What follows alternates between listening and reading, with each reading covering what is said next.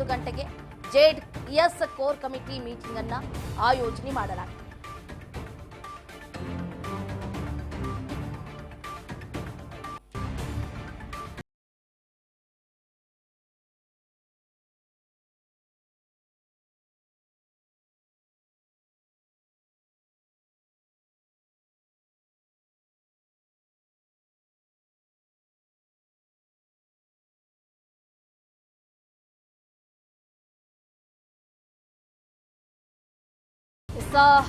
Prajwal Revanna pen drive ಪ್ರಕರಣದ ಹಿಂದೆ ಇನ್ನು ಪೆನ್ ಡ್ರೈವ್ ರಿಲೀಸ್ ಮಾಡಿದ್ದಾರೆ ಅಂತ ನೇರವಾಗಿ ಡಿಕೆ ಶಿವಕುಮಾರ್ ವಿರುದ್ಧ ಎಚ್ ಡಿ ಕುಮಾರಸ್ವಾಮಿ ಕಿಡಿಕಾರ್ತಿದ್ದಾರೆ, ಆರೋಪವನ್ನ ಮಾಡಿದ್ದಾರೆ. ಈ ಆರೋಪ ಪ್ರತ್ಯಾರೋಪಗಳಿಗೆ ಟಾಂಗ್ ಕೊಡಬೇಕು ಅನ್ನುವಂತ ನಿಟ್ಟಿನಲ್ಲಿ ಕುಮಾರಸ್ವಾಮಿ ನೇತೃತ್ವದಲ್ಲಿ ಬಿಗ್ ಮೀಟಿಂಗ್ ಅನ್ನ ಆಯೋಜನೆ ಮಾಡಲಾಗಿದೆ. ಇಂದು ಬೆಳಗ್ಗೆ 11 ಗಂಟೆಗೆ ಜೆಡಿಎಸ್ ಕೋರ್ ಕಮಿಟಿ ಮೀಟಿಂಗ್ ಅನ್ನ ಕರೆದಿದ್ದಾರೆ. ಜಿಟಿ ದೇವೇಗೌಡ ಹಾಗೆ ಜೆಡಿಎಸ್ನ ರಾಜ್ಯಾಧ್ಯಕ್ಷರಾದಂತಹ ಕುಮಾರಸ್ವಾಮಿ ನೇತೃತ್ವದಲ್ಲಿ ಚರ್ಚೆ ನಡೆಯುತ್ತೆ. ಮುಂದಿನ ಶಿಸ್ತು ಕ್ರಮ ತೆಗೆದುಕೊಳ್ಳುವ ಬಗ್ಗೆಯೂ ಕೂಡ ಚರ್ಚೆ ನಡೆಯುತ್ತೆ. ಪೆನ್ ಡ್ರೈವ್ ಪ್ರಕರಣದಿಂದ ಮೈತ್ರಿಗೆ ಬಹಳ ಮುಜುಗರ ಆಗಿದೆ. ಮೈತ್ರಿ ಬಗ್ಗೆ ಮರು ಪರಿಶೀಲನೆ ಅಂದಿರೋ ಬಿಜೆಪಿ ನಾಯಕರು ಒಂದು ಕಡೆ ಆದ್ರೆ, ಮೈತ್ರಿ ಬಗ್ಗೆ ಮತ್ತೊಮ್ಮೆ ಕೋರ್ ಕಮಿಟಿ ಸಭೆಯನ್ನ ನಡೆಸೋದಕ್ಕೆ, ಈ ಸಭೆಯ ಮುಖಾಂತರ ಸದಸ್ಯರ ಅಭಿಪ್ರಾಯವನ್ನು ಕೂಡ ಸಂಗ್ರಹ ಮಾಡೋದಕ್ಕೆ ಎಚ್ ಡಿ ಕುಮಾರಸ್ವಾಮಿ ಮುಂದಾಗ್ತಿದ್ದಾರೆ. ಸಿಎಂ ಹಾಗೆ ಡಿಸಿಎಂ ವಿರುದ್ಧ ಹೋರಾಟದ ಬಗ್ಗೆಯೂ ಕೂಡ ಮಾತುಕತೆ ನಡೆಯುತ್ತೆ. ಪ್ರಕರಣದಲ್ಲಿ ಎಸ್ಐಟಿ ತನಿಖೆಯ ಬಗ್ಗೆಯೂ ಕೂಡ ಸಮಾಲೋಚನೆಯನ್ನ ನಡೆಸಲಿದ್ದಾರೆ. ನಾವು ಗಮನಿಸಿದ್ವಿ, ಸ್ಪೆಷಲ್ ಇನ್ವೆಸ್ಟಿಗೇಷನ್ ಟೀಮ್ ಅಂದ್ರೆ ಎಸ್ ಅಂದ್ರೆ ಸಿದ್ದರಾಮಯ್ಯ, ಎಸ್ ಅಂದ್ರೆ ಶಿವಕುಮಾರ್. ಎಸ್ಐಟಿಯಿಂದ ನಮಗೆ ಯಾವುದೇ ರೀತಿಯಾದಂತಹ ನ್ಯಾಯ ಒದಗುವಂತೆ ಕಾಣ್ತಾ ಇಲ್ಲ. ನಾನು ನೇರವಾಗಿ ರಾಜ್ಯಪಾಲರ ಮೊರೆ ಹೋಗ್ತೀನಿ, ಕೋರ್ಟ್ ಮೊರೆ ಹೋಗ್ತೀನಿ ಅಂತ ಎಚ್ ಡಿ ಕುಮಾರಸ್ವಾಮಿ ಅವರು ನಿನ್ನೆ ಅಷ್ಟು ಹೇಳಿಕೆಯನ್ನ ಕೊಟ್ಟು ಇವತ್ತು ಹೈ ವೋಲ್ಟೇಜ್ ಮೀಟಿಂಗ್ ಕೂಡ ಕರೆದಿದ್ದಾರೆ 11 ಗಂಟೆಗೆ. ಇದರ ಬಗ್ಗೆ ಹೆಚ್ಚಿನ ಡೀಟೇಲ್ಸ್ ಅನ್ನ ಕೊಡ್ತಾ ಹೋಗ್ತಾರೆ ನಮ್ಮ ಪೊಲಿಟಿಕಲ್ ರಿಪೋರ್ಟರ್ ರೇಣುಕಾ. ಫೋನ್ ಸಂಪರ್ಕದಿಂದ ಜಾಯ್ನ್ ಆಗ್ತಿದ್ದಾರೆ. ಎಸ್ ರೇಣುಕಾ, ಗಮನಿಸ್ತಾ ಇದ್ವಿ ಆರೋಪ ಪ್ರತ್ಯಾರೋಪ. ಒಂದು ಕಡೆ ಎಚ್ ಡಿ ಕುಮಾರಸ್ವಾಮಿ ಅವರು ಕೆಂಡಾಮಂಡಲರಾಗಿದ್ದಾರೆ ಡಿಸಿಎಂ ಮೇಲೆ. ಹಾಗಾಗಿ ಇವತ್ತು 11 ಗಂಟೆಗೆ ಕೋರ್ ಕಮಿಟಿ ಸಭೆಯನ್ನ ಕರೆದಿದ್ದಾರೆ. ಈ ಸಭೆಯಲ್ಲಿ ಏನೇನೆಲ್ಲ ಚರ್ಚೆ ಆಗಬಹುದು ಅಂತ ಎಸ್ ಚಂದ್ರಕಲಾ, ಪ್ರಜ್ವಲ್ ರೇವಣ್ಣ ಮತ್ತು ರೇವಣ್ಣ ಅವರ ಒಂದು ಲೈಂಗಿಕ ಹಗರಣಕ್ಕೆ ಸಂಬಂಧಪಟ್ಟಂತೆ ಮಾಜಿ ಸಿಎಂ ಆದಂತಹ ಎಚ್ ಡಿ ಕುಮಾರಸ್ವಾಮಿ ಅವರು 11 ಗಂಟೆಗೆ ಏನು ಕೋರ್ ಕಮಿಟಿ ಸಭೆಯನ್ನು ಜೆಪಿ ಭವನದಲ್ಲಿ ಈಗಾಗಲೇ ಕರೆಯಲಾಗಿದೆ. ಈಗಾಗಲೇ ಸಾಕಷ್ಟು ಒಂದಿಷ್ಟು ನಾಯಕರು ಕೂಡ ಸಭೆಗೆ ಆಗಮಿಸ್ತಾ ಇದ್ದಾರೆ.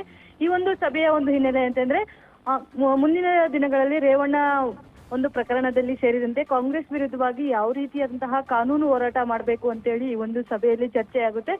ಜೊತೆಗೆ ಮೊನ್ನೆ ಅಷ್ಟೇ ಏನು ಪ್ರಕರಣ ಹೊರಗಡೆ ಬಂದ ತಕ್ಷಣನೇ ಪ್ರಜ್ವಲ್ ರೇವಣ್ಣ ಅವರನ್ನು ಪಕ್ಷದಿಂದ ಒಂದು ಅಮಾನತ್ ಕೂಡ ಮಾಡ್ತಾರೆ ಕುಮಾರಸ್ವಾಮಿ ಅವರು. ಅದಾದ ಬೆನ್ನಲ್ಲೇ ಪಕ್ಷದಲ್ಲಿ ಇರ್ತಕ್ಕಂಥ ಜೆಡಿಎಸ್ನ ಒಂದಿಷ್ಟು ಶಾಸಕರು ಮತ್ತೆ ನಾಯಕರು ಕೂಡ ಪ್ರಜ್ವಲ್ ರೇವಣ್ಣರಂತಾನೆ ರೇವಣ್ಣ ಅವ್ರನ್ನು ಕೂಡ ಪಕ್ಷದಿಂದ ಅಮಾನತ್ ಮಾಡಿ ಉಚ್ಚಾಟನೆ ಮಾಡಿ ಅನ್ನೋ ಒಂದು ಮಾತುಗಳು ಸಹ ಸಾಕಷ್ಟು ಕೇಳಿ ಬರ್ತಾ ಇದೆ. ಅವರು ಪಕ್ಷದಲ್ಲಿದ್ರೆ ನಮ್ಮ ಪಕ್ಷಕ್ಕೆ ಮುಜುಗರ ಆಗ್ತಾ ಇದೆ, ನಾವು ಕೂಡ ಶಾಸಕರಾಗಿ ಕೆಲಸ ಮಾಡ್ಲಿಕ್ಕೆ ಆಗ್ತಾ ಇಲ್ಲ, ನಮಗೂ ಕೂಡ ಸಾಕಷ್ಟು ಮುಜುಗರ ಆಗ್ತಾ ಇದೆ. ಈ ಒಂದು ಪ್ರಕರಣದಿಂದ ಪಕ್ಷದಲ್ಲಿ ನಾವು ಇದೀವಿ, ಹಾಗಾಗಿ ನಮಗೂ ಸಾಕಷ್ಟು ಮುಜುಗರ ಆಗ್ತಾ ಇದೆ. ಅವರನ್ನು ಕೂಡಲೇ ಪಕ್ಷದಿಂದ ಉಚ್ಚಾಟನೆ ಮಾಡಿ ಅಥವಾ ಅಮಾನತ್ ಮಾಡಿ, ಹಾಗಿದ್ರೆ ಮಾತ್ರ ನಾವು ಪಕ್ಷದಲ್ಲಿ ಇರ್ತೀವಿ, ಇಲ್ಲ ಅಂತಂದ್ರೆ ನಾವು ಮುಂದಿನ ನಡೆ ನಿರ್ಧಾರ ಮಾಡ್ಬೇಕಾಗುತ್ತೆ ಅಂತ ಒಂದು ಎಚ್ಚರಿಕೆಯನ್ನು ಕೂಡ ಈಗಾಗಲೇ ಕುಮಾರಸ್ವಾಮಿ ಅವರಿಗೆ ಮೊನ್ನೆಯಿಂದ ಕೂಡ ರವಾನಿಸಲಾಗಿದೆ. ಆ ಒಂದು ಬೆನ್ನಲ್ಲೇ ಇಂದು ಕೂಡ ಕುಮಾರಸ್ವಾಮಿ ಅವರು ಪಕ್ಷದ ಶಾಸಕರು ಮತ್ತೆ ಒಂದಿಷ್ಟು ಹಿರಿಯ ನಾಯಕರು, ಮುಖಂಡರು ಮತ್ತೆ ಜಿಟಿ ದೇವೇಗೌಡ ಒಂದು ನೇತೃತ್ವದಲ್ಲಿ ಇವತ್ತು ಒಂದು ಕೋರ್ ಕಮಿಟಿ ಸಭೆಯನ್ನು ಕೂಡ ಕರೆಯಲಾಗಿದೆ. ಇದ್ರ ಜೊತೆಗೇನೆ ಕಾಂಗ್ರೆಸ್ ನಾಯಕರಾದಂತಹ ಸಿಎಂ ಸಿದ್ದರಾಮಯ್ಯ ಮತ್ತು ಡಿಕೆ ಶಿವಕುಮಾರ್ ಮೇಲೆ ಈಗಾಗಲೇ ಏನು ನೇರ ಆರೋಪವನ್ನು ಮಾಡಿದ್ದಾರೆ. ಇವರೇ ಒಬ್ಬ ಒಂದು ಕಥಾನಾಯಕರು ಈ ಒಂದು ಪ್ರಕರಣಕ್ಕೆ ಅಂತೇಳಿ. ಈ ಒಂದು ಎಲ್ಲಾ ನಿಟ್ಟಿನಲ್ಲಿ ಕಾಂಗ್ರೆಸ್ನ ವಿರುದ್ಧ ಯಾವ ರೀತಿಯಂತ ಹೋರಾಟ ಮಾಡಬೇಕು, ಮುಂದಿನ ದಿನಗಳಲ್ಲಿ ಕಾನೂನು ರೀತಿಯಾಗಿ ಮತ್ತೆ ಅವರಿಗೆ ಯಾವ ರೀತಿ ಟಕ್ಕರ್ ಕೊಡಬೇಕು ಅನ್ನೋದ್ರ ಬಗ್ಗೆ ಕೂಡ ಚರ್ಚೆ ಆಗುತ್ತೆ. ಜೊತೆಗೆ ಮೈತ್ರಿ ವಿಚಾರವೂ ಕೂಡ ಈ ಒಂದು ಸಭೆಯಲ್ಲಿ ಚರ್ಚೆ ಆಗಲಿದೆ. ಚಂದ್ರಕಲಾ, ರೇಣುಕಾ, ನಾವು ಇನ್ನೊಂದು ಕೂಡ ಗಮನಿಸಬೇಕಾಗುತ್ತೆ. ಈಗಾಗಲೇ ಬೆಂಗಳೂರು ಆಯ್ತು, ಮಂಡ್ಯ ಆಯ್ತು, ರಾಮನಗರದಲ್ಲೂ ಕೂಡ ಜೆಡಿಎಸ್ ಕಾರ್ಯಕರ್ತರು ಬಹಳ ದೊಡ್ಡ ಮಟ್ಟದಲ್ಲಿ ಪ್ರತಿಭಟನೆಯನ್ನ ಹಮ್ಮಿಕೊಂಡ್ರು. ಈಗ ಮುಂದಿನ ದಿನಗಳಲ್ಲೂ ಕೂಡ ಡಿಸಿಎಂ ಸಿಎಂ ವಿರುದ್ಧ ಏನಾದರೂ ಪ್ರತಿಭಟನೆಗಳನ್ನ ಹಮ್ಮಿಕೊಳ್ಳುವಂತಹ ಸಾಧ್ಯತೆ ಹೆಚ್ಚಿದ್ಯಾ? ಹೌದು ಚಂದ್ರಕಲಾ, ಖಂಡಿತವಾಗ್ಲೂ ಇದೆ. ಮೊನ್ನೆ ಅಷ್ಟೇ ಏನು ಡಿ ಕೆ ಶಿವಕುಮಾರ್ ಅವರ ಸಂಬಂಧಪಟ್ಟಂತೆ ಆ ಆಡಿಯೋ ಒಂದು ಏನು ದೇವರಾಜೇಗೌಡರು ಬಿಡುಗಡೆ ಮಾಡ್ತಾರೆ, ಆ ಒಂದು ಆಡಿಯೋ ಬಿಡುಗಡೆ ಬೆನ್ನಲ್ಲೇ ಈಗಾಗಲೇ ಒಂದಿಷ್ಟು JDS ಕಾರ್ಯಕರ್ತರು ಇರ್ಬೋದು, ನಾಯಕರು ಇರ್ಬೋದು, ಒಂದು ಪ್ರತಿಭಟನೆಗಳು ಕೂಡ ಮಾಡಿದ್ರು. ನಿನ್ನೆ ಕೂಡ ಒಂದು JDS ನ ಅಧ್ಯಕ್ಷೆಯಾದಂತಹ ರಶ್ಮಿ ಕೂಡ ಅವರು ಹೋಗಿ ಮಹಿಳಾ ಆಯೋಗಕ್ಕೆ ಒಂದಿಷ್ಟು ದೂರು ಕೂಡ ಕೊಡ್ತಾರೆ ಕಾಂಗ್ರೆಸ್ ವಿರುದ್ಧ. ಅದ್ರ ಜೊತೆಗೆ SIT ಒಂದು ಅಧಿಕಾರಿಗಳ ವಿರುದ್ಧ ಕೂಡ ಒಂದು ದೂರು ಕೂಡ ಕೊಡ್ತಾರೆ.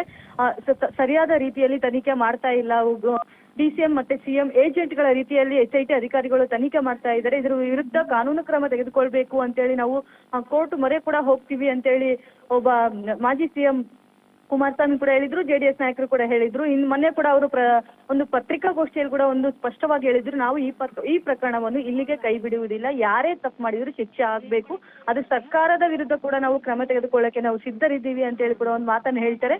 ಇಂದು ಕೂಡ ಒಂದು ಸಭೆ ಕರೆದಿದ್ದಾರೆ, ಸಭೆ ನಂತರ ಒಂದು ಸುದ್ದಿಗೋಷ್ಠಿ ಕೂಡ ಮಾಡ್ತಾರೆ. ಈ ಒಂದು ಸಭೆ ನಂತರ ಸುದ್ದಿಗೋಷ್ಠಿ ಮಾಡಿ ಸಭೆಯಲ್ಲಿ ತೆಗೆದುಕೊಂಡ ನಿರ್ಧಾರವನ್ನು ಕೂಡ ಈ ಮಾಧ್ಯಮದಿಂದ ಪ್ರಕಟ ಮಾಡಲಿದ್ದಾರೆ. ಯಾವ ರೀತಿ ಅವರ ಹೋರಾಟ ಇಲ್ಲಿದೆ, ಮುಂದಿನ ದಿನಗಳಲ್ಲಿ ಯಾವ ರೀತಿ ಪ್ರತಿಭಟನೆ ಮಾಡ್ತಾರೆ ಅಂತೇಳಿ ಕೂಡ ಒಂದಿಷ್ಟು ಮಾಹಿತಿ ಹೊರಬೀಳಲಿದೆ. ಚಂದ್ರಕಲಾ, ರೇಣುಕಾ, ನಿಮ್ಮ ಕಂಪ್ಲೀಟ್ ಮಾಹಿತಿಗಾಗಿ. ಒಟ್ಟಾರೆಯಾಗಿ ನಿನ್ನೆ ನಾವು ಗಮನಿಸಿದ್ವಿ, DCM DK ಶಿವಕುಮಾರ್ ಕೂಡ ಹೇಳಿಕೆ ಕೊಟ್ಟರು. ನಿರ್ದೇಶಕ, ನಾಯಕ, ನಿರ್ಮಾಪಕ ಎಲ್ಲವೂ ಕೂಡ HD ಕುಮಾರಸ್ವಾಮಿ ಅವರೇ. ಪೆನ್ಡ್ರೈವ್ ಕುರಿತು ಕುಮಾರಸ್ವಾಮಿ ಅವರಿಗೆ ಎಲ್ಲವೂ ಕೂಡ ಗೊತ್ತಿತ್ತು.